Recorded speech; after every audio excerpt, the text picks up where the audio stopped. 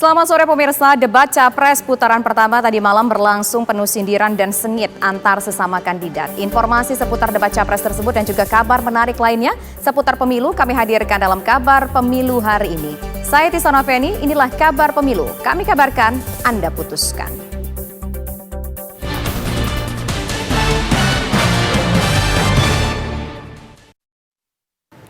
Setelah melalui debat lebih dari 2 jam, 3 kandidat calon presiden menyampaikan pidato penutup di penghujung debat. Dan berikut janji-janji pamungkas dari 3 kandidat dalam debat perdana calon presiden tadi malam. Tugas dari pimpinan tertinggi memberi contoh. Bila ada pelanggaran etika, maka itu adalah mendasar. Bila tidak, maka ke bawah, ke seluruh rakyat, semua akan kompromi. Dan praktek orang dalam yang tadi saya sampaikan akan merusak sendi-sendi kehidupan bernegara kita. Rusak kita. Karena itulah penting sekali kita menjunjung tinggi etika. Dan itu dilakukan oleh siapa? Dari mulai calon presiden sudah diuji. Apa dia kompromi atau tidak pada etika. Okay? Lalu bagi anak-anak muda, kita semua menyadari pemilu ini tentang masa depan. Anda pemilik masa depan. Saya yakin Anda akan memilih yang serius untuk jadi presiden. Bukan yang main-main untuk jadi presiden. Dan ketika kita berbicara tentang masa depan, maka saya ingin sampaikan kepada semua, kebebasan berpendapat akan dijamin. Kita tidak mengizinkan lagi situasi di mana orang takut. Maka itu saya sampaikan, Wakanda no more, Indonesia forever. Kita harus selalu ingat bahwa kemerdekaan ini didapatkan melalui proses yang sangat panjang, perjuangan yang sangat panjang, berganti-ganti negara-negara lain datang menindas kita, merampas kita, dan ini adalah hukum sejarah manusia. Yang kuat akan menindas yang lemah. Kita bersyukur kita sudah bangun suatu negara yang memiliki demokrasi dengan segala kekurangannya. Kita bersyukur semua pemimpin telah membantu menambahkan kemajuan kita. Kita ingin lebih maju, kita ingin lebih baik, kita ingin lebih adil, kita ingin hilangkan kemiskinan, dan kita ingin hilangkan korupsi. Kita negara yang sangat kaya, kekayaan kita luar biasa. Kami, Prabowo Gibran, Koalisi Indonesia Maju, siap melanjutkan fondasi yang sudah dibangun oleh pendahulu-pendahulu kita. Kita yakin Indonesia akan melompat menjadi negara hebat, negara maju, negara makmur, negara adil. Hanya dengan demikian. Tetapi syaratnya kita harus rukun, kita harus bersatu, kita tidak boleh menghasut, memecah belah. Kita tidak boleh untuk kepentingan sesaat, untuk kepentingan jangka pendek, untuk kepentingan diri kita, kelompok kita, kita tidak boleh mengorbankan persatuan, kesatuan, kerukunan bangsa Indonesia. Hanya dengan kerukunan, hanya dengan kearifan, hanya dengan kebersihan jiwa, tidak dengan permainan kata-kata retorika, tapi sungguh-sungguh cinta tanah air, Indonesia akan maju. Negara hebat. Terima kasih. Bagaimana pemerintah betul-betul bisa melayani dengan memberikan teladan dari pemimpin tertinggi yang anti korupsi, yang menunjukkan integritas, yang menunjukkan layanan pemerintahan yang mudah, murah, cepat, sat. Kalau itu bisa kita lakukan, maka betapa bahagianya rakyat ini. Pemerintah ini ada yang ketika dikritik tidak baperan, yang ketika media menulis, mereka merasa ini vitamin buat dirinya, bukan sedang merongrong, apalagi kemudian merasa terancam. Maka kalaulah kemudian demokratisasi ini bisa kita laksanakan dengan baik, sesuai dengan amanah reformasi, nggak ada lagi cerita Bu Sinta, nggak ada cerita Mas Butet, nggak ada cerita Melki, tidak ada itu. Karena dewasa kita dalam berdemokrasi, maka dalam penghormatan terhadap HAM, mari kita konsisten antara pikiran, perkataan, dan perbuatan. Dan saya berdiri bersama korban untuk keadilan. Terima kasih. Para pendukung masing-masing kandidat di berbagai daerah antusias menyaksikan debat Capres perdana yang digelar KPU Selasa malam. Bukan hanya relawan biasa, sejumlah selebriti seperti Desi Ratnasari tampak menghadiri nonton bareng debat Capres-Cawapres lewat layar televisi.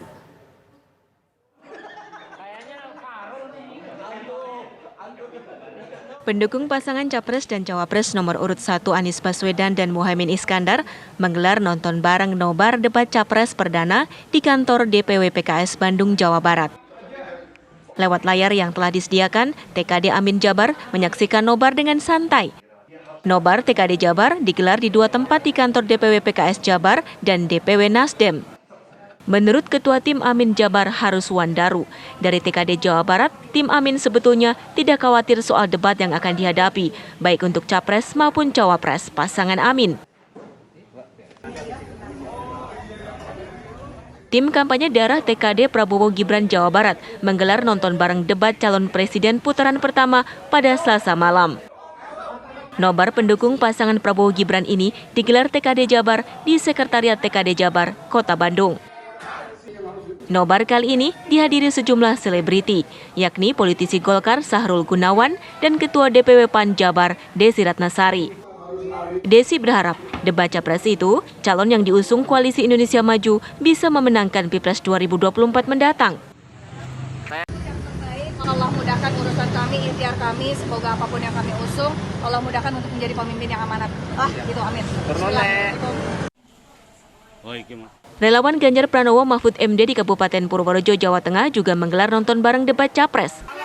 Bersorak ramai, kali ini nobar berlangsung di rumah bersama pemenangan Ganjar Mahfud Gama di Kampung Aglik RT 1 RW 8, Kelurahan Semawung Daleman, Kecamatan Kutoarjo, Kabupaten Purworejo. Dengan menonton debat Capres, para relawan optimistis dengan kinerja Ganjar Pranowo yang bisa menguasai materi debat. Di tempat terpisah, relawan Prabowo Gibran juga menggelar nonton bareng di samping alun-alun Kutoarjo. Para relawan Prabowo Gibran dalam nobar tersebut bermaksud untuk memberikan motivasi dan dukungan pada pasangan Capres Prabowo Gibran. Tim TV One mengabarkan.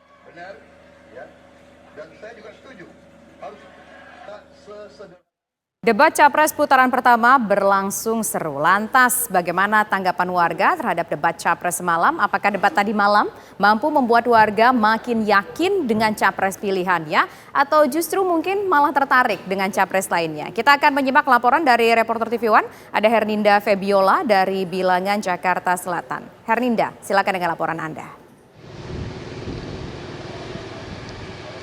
Ya baik Tisa dan juga pemirsa, debat Capres yang perdana diadakan semalam memang sangat meriah, di mana para Capres nomor urut 1, 2 maupun 3 sangat tegas dalam menyampaikan gagasannya, ide-idenya, program-program serta visi misi mereka yang berkaitan dengan soal penegakan hukum, HAM, pemberantasan korupsi hingga pelayanan publik.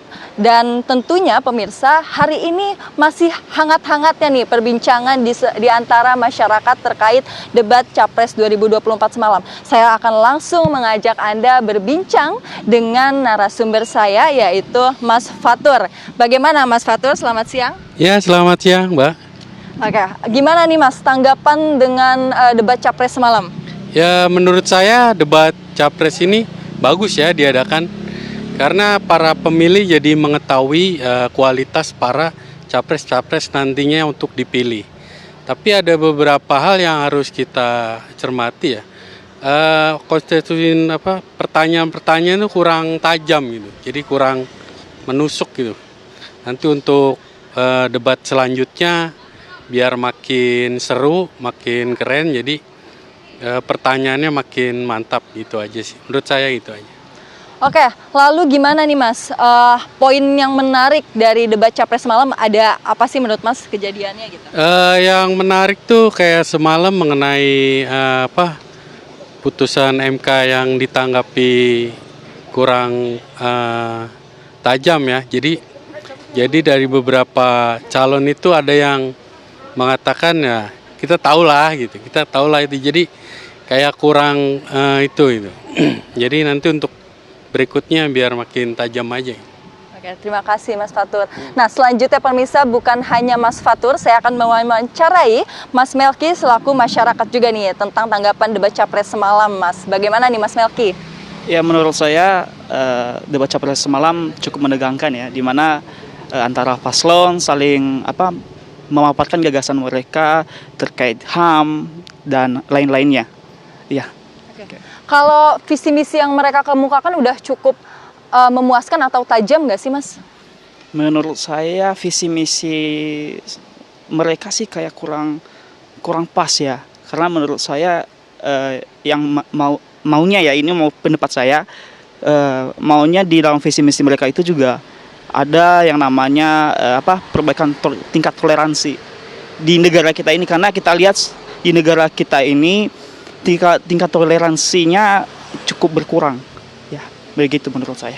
Oke, jadi begitu pemirsa tanggapan dari masyarakat. Selain itu saya akan mewawancarai suara dari perwakilan generasi Z nih, yaitu ada Mas Ridwan. Gimana Mas sebagai generasi Z menanggapi tentang debat Capres Perdana 2024 semalam, Mas? Debat Capres tadi malam ya, sangat menarik bagi saya. Bukan berarti saya mewakili seluruh generasi Z, tapi kalau menurut saya pribadi memang sangat menarik.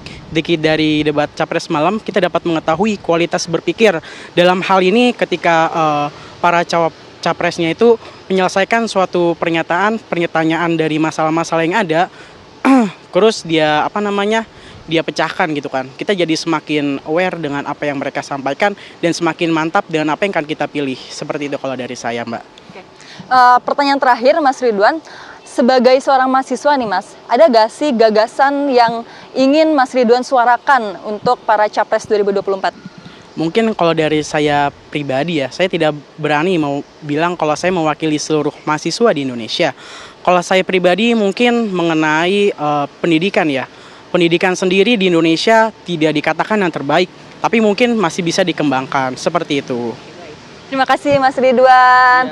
Nah, begitu pemirsa tanggapan dari beberapa masyarakat yang saya sudah mintai keterangannya terkait bagaimana jalannya debat Capres 2024 semalam. Dan juga pemirsa, memang para suara dari masyarakat ini menanggapi jika cukup panas dan meriah acara debat semalam, namun masih perlu masukan dan saran untuk di debat berikutnya. Begitu pemirsa, kembali ke studio Tisa. Baik, terima kasih Febiola atas laporan Anda. Pemirsa, debat Capres putaran pertama berlangsung sengit dan penuh sindiran. Sesaat lagi hanya di Kabar Pemilu.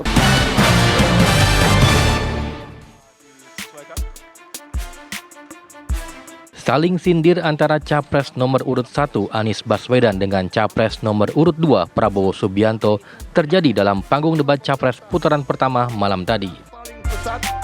Perdebatan bermula saat Anies Baswedan menjawab pertanyaan panelis soal kepercayaan rakyat terhadap partai politik. Anies kemudian menjawab jika kepercayaan rakyat terhadap partai politik sedang menurun yang menyebabkan indeks demokrasi menjadi rendah. Ketika kita bicara demokrasi, minimal ada minimal tiga nih. Satu adalah adanya kebebasan berbicara.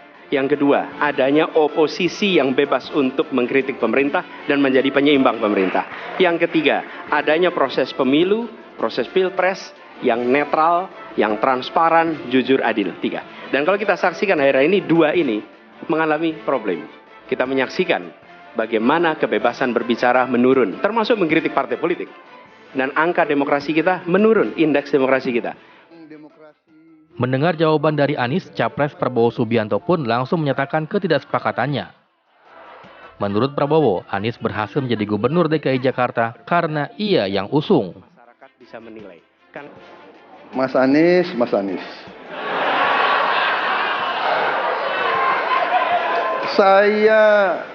Saya berpendapat Mas Anies ini agak berlebihan. Mas Anies mengeluh tentang demokrasi ini dan itu dan ini. Mas Anies dipilih jadi gubernur DKI menghadapi pemerintah yang berkuasa. Saya yang mengusung Bapak.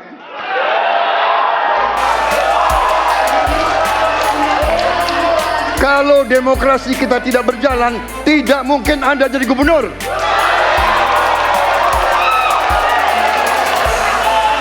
Kalau Jokowi diktator, Anda tidak mungkin jadi gubernur. Saya waktu itu oposisi, Mas Anies. Anda ke rumah saya, kita oposisi, Anda terpilih. Waktu habis, Bapak. Harap tenang. Perdebatan tidak berhenti sampai di situ. Anies kemudian menyinggung jika Prabowo tidak tahan menjadi oposisi. Ketika kita menghadapi sebuah proses demokrasi, di situ ada pemerintah dan ada oposisi. Dua-duanya sama terhormat. Dan ketika proses pengambilan keputusan itu dilakukan, bila ada oposisi, maka selalu ada pandangan perspektif berbeda yang membuat masyarakat bisa menilai. Karena itu oposisi itu penting dan sama-sama terhormat. Sayangnya, tidak semua orang tahan untuk berada menjadi oposisi. Oke? Seperti sampaikan Pak Prabowo tidak tahan untuk menjadi oposisi. Apa yang terjadi? Beliau sendiri menyampaikan bahwa tidak berada dalam kekuasaan membuat tidak bisa berbisnis, tidak bisa berusaha. Karena itu harus berada dalam kekuasaan. Kekuasaan lebih dari soal bisnis, kekuasaan lebih dari soal uang, kekuasaan soal kehormatan untuk menjalankan kedaulatan rakyat. Perdebatan antar capres terus berlangsung hingga akhir. Para pendukung yang hadir tak henti-hentinya meneriakkan dukungan kepada para capres yang membuat suasana debat semakin seru. Tim TV One mengabarkan. Debat Capres putaran pertama malam tadi pemirsa berlangsung seru. Lantas apakah format debat putaran pertama ini akan menjadi pakem dari KPU untuk debat-debat selanjutnya? Kita akan mendiskusikan ini pemirsa bersama dengan salah satu komisioner KPU yaitu ada Mbak Betty Epsilon Idrus. Selamat sore Mbak Betty, apa kabar? Selamat sore Mbak Tisa, alhamdulillah sehat. Mbak Betty, gimana nih KPU menilai jalannya debat yang berlangsung tadi malam? Apakah mungkin ada hal-hal yang perlu dievaluasi?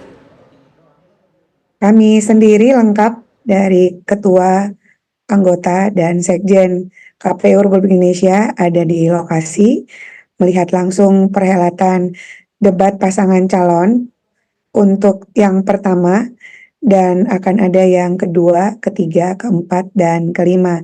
Alhamdulillah tadi malam berjalan amat menarik untuk perhelatan debat karena debat adalah salah satu metode kampanye yang diatur lewat Undang-Undang 7 tahun 2017.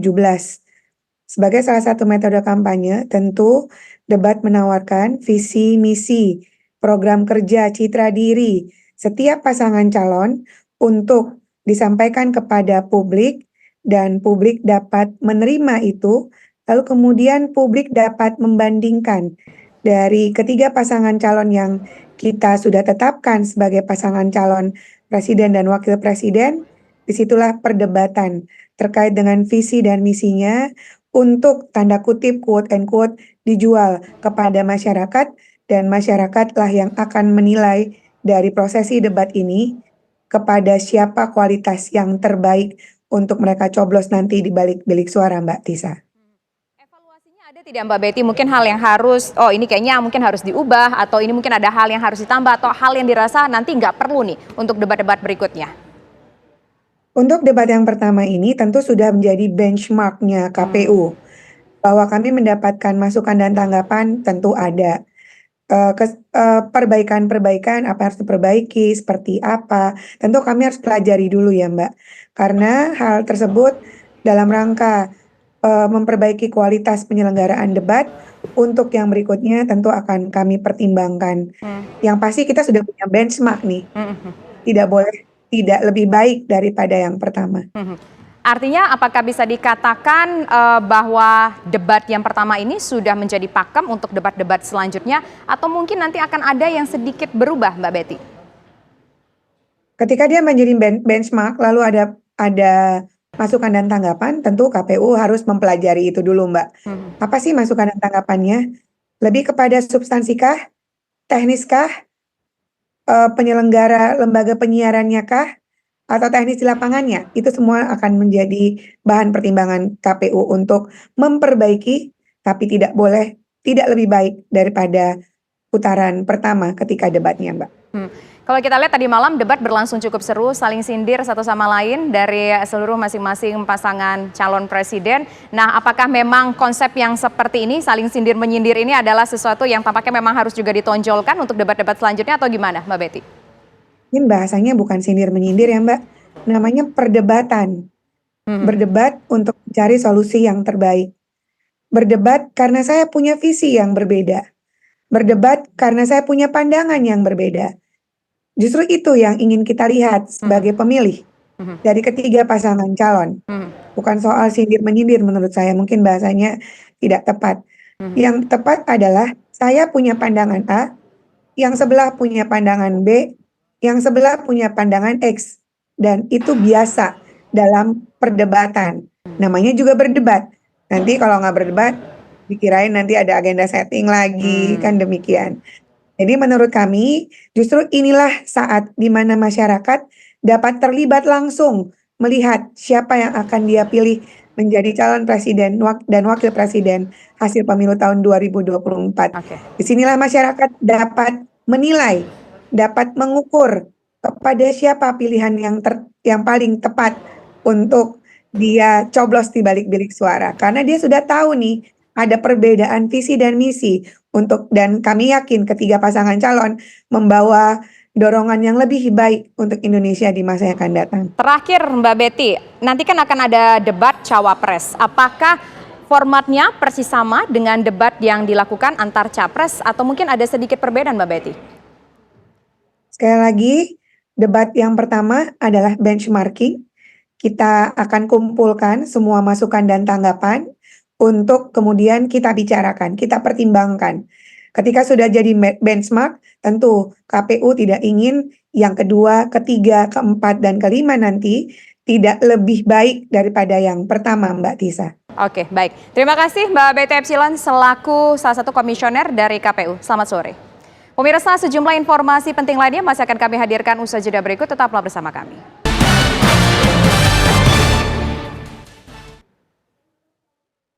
Berbagai macam kegiatan gencar dilakukan para relawan Capres. Forum Komunikasi Antar Jaringan Relawan Anies Baswedan, Kota Tasikmalaya, Jawa Barat, menggelar apel siaga Tim 100 Badan Koordinasi Saksi atau Bakorsi.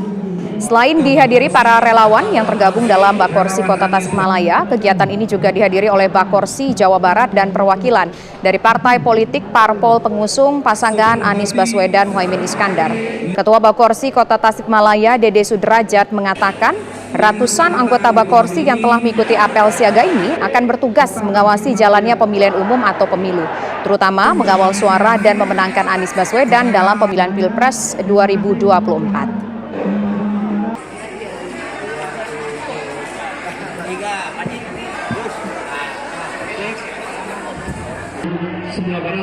Ulama sekaligus Dewan Pembina TKN Habib Lutfi bin Yahya memberikan arahan kepada gerakan milenial pecinta tanah air Gempita untuk memenangkan pasangan yang mengusung semangat anak muda.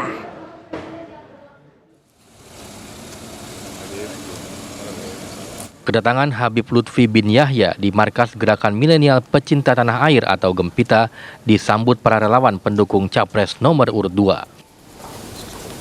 Habib Lutfi pun diberikan jaket Gempita untuk kemudian menggunting pita sebagai tanda peresmian kantor DPP Gempita. Habib Lutfi kemudian mengikuti pengukuhan DPP Gempita dengan menyerahkan bendera Panji Gempita kepada pengurus DPP Gempita.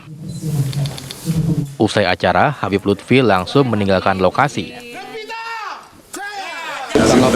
Terkait acara ini, Habib? Lebih langsung, lebih enak sama ketuanya.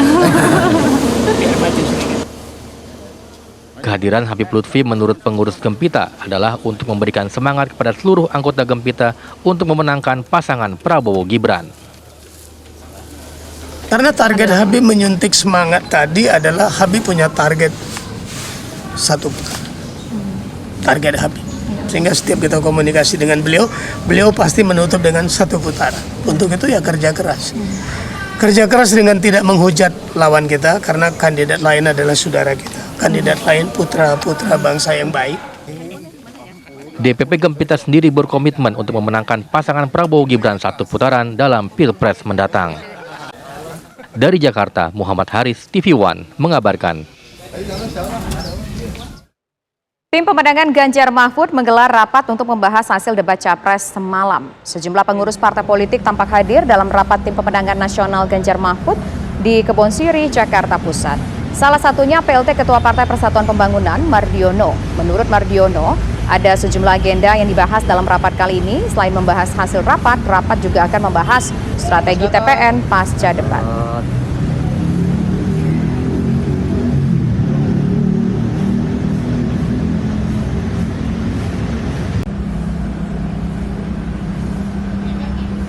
Pak Nika izin.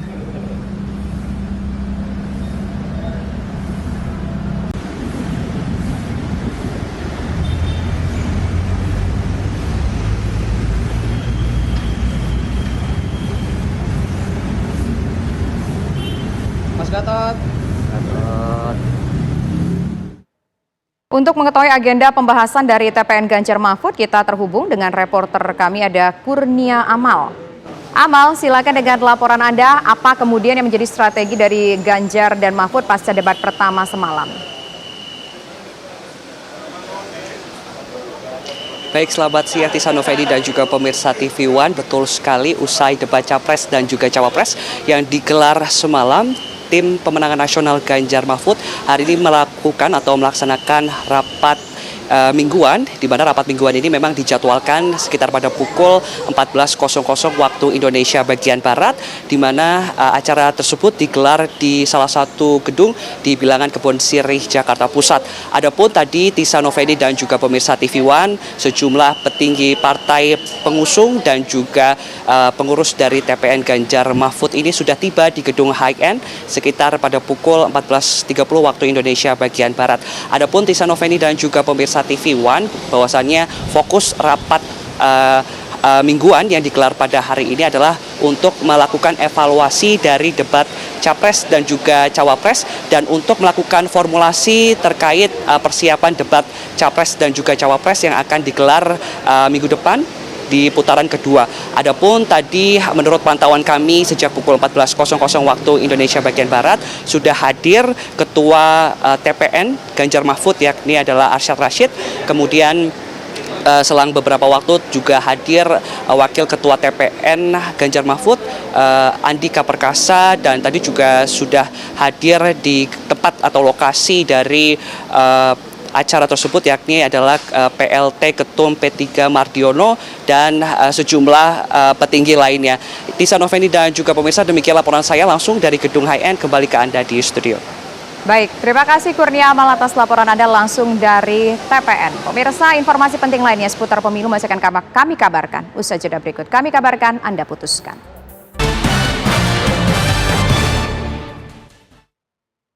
Bawaslu Jawa Timur menegaskan stiker kampanye yang dipasang di rumah warga tanpa persetujuan atau izin dari pemilik boleh langsung dilepas tanpa harus lapor. Pernyataan ini menanggapi viralnya unggahan video seorang konten kreator yang melepas stiker caleg dari salah satu partai karena merasa keberatan dipasang di jendela rumah pribadinya.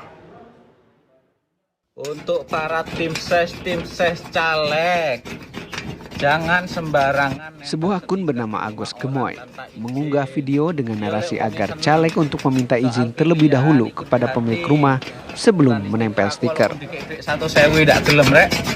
Rumahku rusak iki. Menurut Bawaslu, pemilik rumah berhak melakukan pencopotan stiker jika ada yang memasang tanpa izin terlebih dahulu. Kalau gue sudah jadi artis terkenal, artis papan atas. Sebab pemasangan alat peraga kampanye telah diatur dalam Peraturan Komisi Pemilihan Umum Nomor 15 Tahun 2023 tentang kampanye pemilihan umum.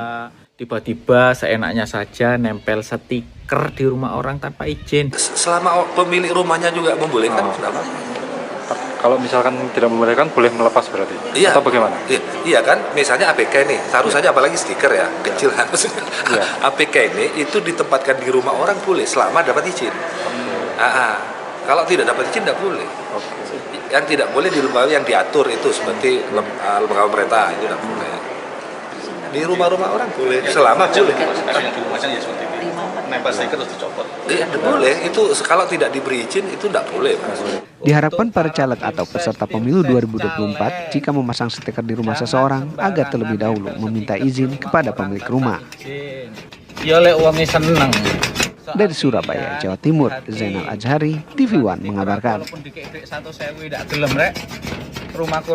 Ketua Umum Partai Demokrat Agus Harimurti Yudhoyono atau AHY menyambangi kader dan simpatisan Partai Demokrat di Kabupaten Karawang, Jawa Barat.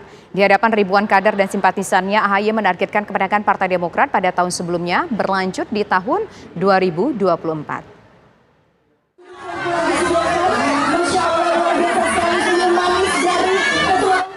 Ketua Umum Partai Demokrat Agus Harimurti Yudhoyono mendatangi dan menyapa kader dan simpatisan Partai Demokrat di Kabupaten Karawang, Jawa Barat. Selain silaturahmi, kedatangan AHY sekaligus mendampingi caleg DPR RI Partai Demokrat di Dapil Jawa Barat 7 yang meliputi Karawang, Bekasi, dan Purwakarta untuk berkampanye. Saya ulang sekali lagi. Agus juga ingin memastikan soliditas kadernya di wilayah Karawang dalam menghadapi pemilihan legislatif dan pemilihan presiden 2024. AHY juga memaparkan program keunggulannya yang sudah dirasakan masyarakat pada masa pemerintahan SBY. Ia mengajak kader dan simpatisannya serta masyarakat untuk memilih Partai Demokrat. Menyongsong pemilu ini dengan harapan bahwa Demokrat bisa semakin kuat karena Demokrat secara umum memang punya sejarah yang panjang di Kabupaten Karawang ini. Kita punya kepala daerah, kita juga kuat di Dewan, dan kita ingin mengulangi sukses dulu.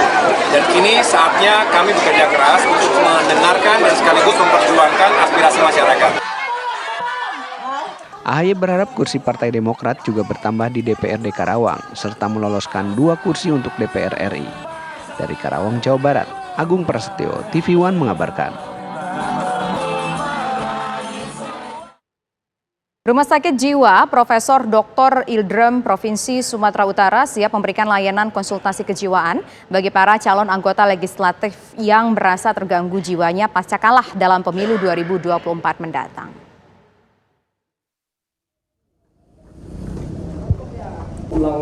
Rumah Sakit Jiwa RSJ Profesor Dr. Ildrem Provinsi Sumatera Utara siap memberikan layanan konsultasi kejiwaan bagi para calon anggota legislatif yang merasa terganggu jiwanya pasca kalah dalam pemilu 2024 mendatang. Hal tersebut dikatakan Direktur Umum RSJ Profesor Dr. Ildrem Ismail Lubis yang menegaskan kesiapan rumah sakit dalam memberikan bantuan bagi caleg yang mungkin mengalami gangguan jiwa pasca pemilu. RSJ menyiapkan 300 hingga 450 kamar rawat inap yang terdiri dari kelas 1, 2, dan kelas 3. Selain itu, pihak rumah sakit juga menyiapkan 5 orang dokter jiwa, 4 dokter psikolog klinis, dan memiliki ruang laboratorium. Kami Rumah Sakit Jiwa, kita punya kapasitas tempat tidur 300 tempat tidur. Ya. Ini ada lagi akan penambahan 100 tempat tidur. Jadi kita punya sebenarnya tempat tidur itu ada 450. Kalau kita 2024 aman. Sebenarnya kita siap untuk menerimanya, ya. Makanya, namun kita berharap, ya. Makanya tadi saya berharap kepada caleg-caleg ini, ya kan, harus lebih kuat apa? Jangan lebih kuat peluang jadi atau apa? Jadi harus ada barrier. Nanti produktivitas siap menang, siap kalah, ya. Gitu. Pihak rumah sakit menyampaikan hendaknya para caleg yang ikut dalam kontestasi politik jangan terlalu berambisi untuk menang dan harus menyiapkan mental untuk kalah sehingga tidak berdampak ke gangguan jiwa. Layanan konsultasi yang disiapkan bertujuan untuk memperkuat kestabilan mental dan psikologis para caleg untuk mencegah timbulnya gangguan mental seperti depresi. Layanan ini tidak hanya pasca pemilu, tetapi dapat diakses oleh masyarakat secara luas guna memberikan bantuan yang diperlukan dalam kesehatan mental dan jiwa. Dari Medan, Sumatera Utara, Ahmida Yozar, TV One mengabarkan. Pemirsa, kabar pemilu masih akan kembali dengan sejumlah informasi penting lainnya. Tetaplah bersama kami. Kami kabarkan, Anda putuskan.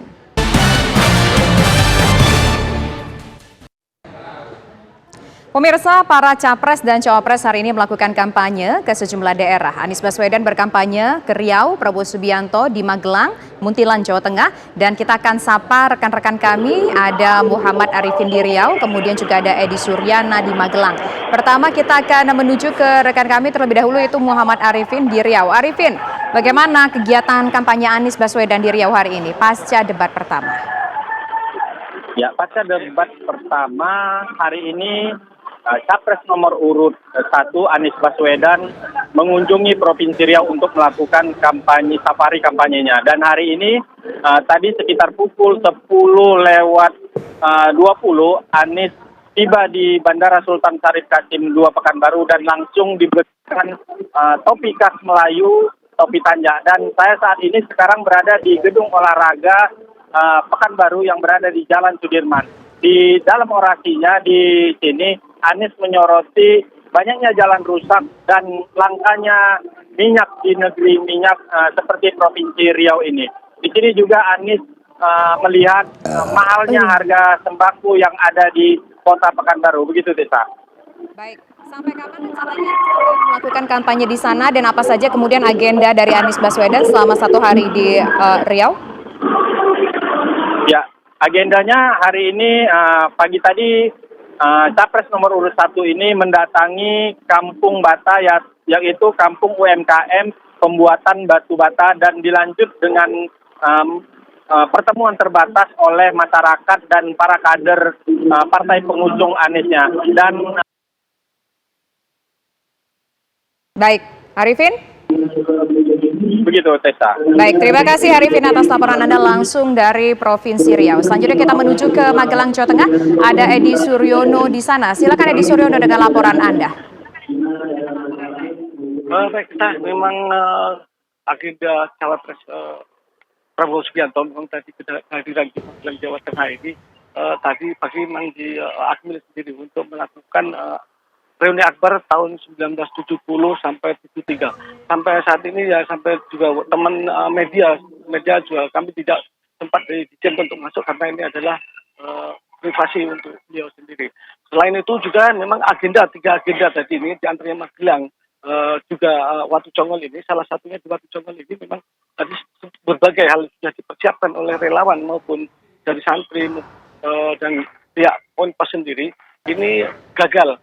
Mengingat tadi tiba-tiba bahwa Prabowo Subianto sendiri ada acara mendadak dan langsung dari sini melakukan ke bandara untuk langsung ke Jakarta. Selain itu tadi juga pihak dari Pondok Pesantren sendiri kedatangan Prabowo Subianto sendiri di Pondok Pesantren ini hanya untuk meminta doa restu kepada Kiai Ponpes Watu Congol Magelang, Jawa Tengah ini. Begitu, bisa. Baik, terima kasih Edi Suryono dan sebelumnya ada Muhammad Arifin dari Kepulauan atau dari Provinsi Riau. Selamat sore teman-teman semua. Dan pemirsa, informasi tadi menjadi informasi penutup kita dalam kabar pemilu kali ini. Saksikan kabar pemilu setiap hari Senin hingga Jumat pukul 14.30 hingga 15.30 waktu Indonesia bagian Barat. Selanjutnya Anda dapat menyaksikan program Ragam Perkara bersama Muhammad Sofyan. Saya Tisa Noveni undur diri. Terima kasih, selamat sore. Kami kabarkan, Anda putuskan. Sampai jumpa.